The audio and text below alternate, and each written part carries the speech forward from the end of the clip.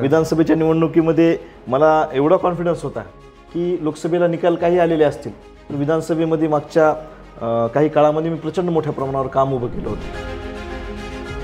हेमंत पाटील यांनी याबाबत तुमच्यावरची कुरघोडी केली असं तुम्हाला वाटतं का? तुमच्याकडे दोन जयप्रकाश आहेत, जयप्रकाश मुंदडा आणि जयप्रकाश दांडेगावकर. राजकीयदृष्ट्या कोण जास्त चतुर आहे?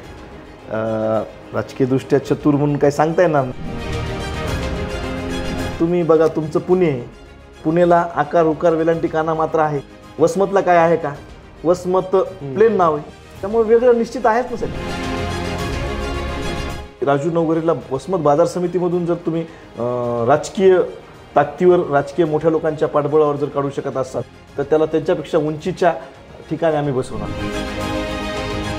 गोदाकाठची किंवा पूर्णाकाठची जी गावं आहेत त्या गावांमध्ये मोठ्या प्रमाणात अवैध वाळू उपसा होतो आणि राजकीय पाठिंब्याशिवाय होतं होत नाही असं अनेकांचं मत आहे. तर आमदार खासदार मंडळी पण अशा अवैध वाळू उपशाच्या पाठीशी उभी राहतात का? 2019 मध्ये तुमचं स्वतःचा अनुभव काय? निवडणुकीला फक्त उभं टाकलं, बाकी काहीच करायची गरज पडली नाही, सगळं लोकांनीच केलं. डोक्यावर घेऊन नाचले लोक त्यावेळेस. हिंगोलीचं दुसरं एक दुःख आहे किंवा दुःख नाही, तिथे पालकमंत्रीच टिकत नाहीत. काय तुम्ही आमदार लोक त्याला फार त्रास देता का पालकमंत्र्यांना?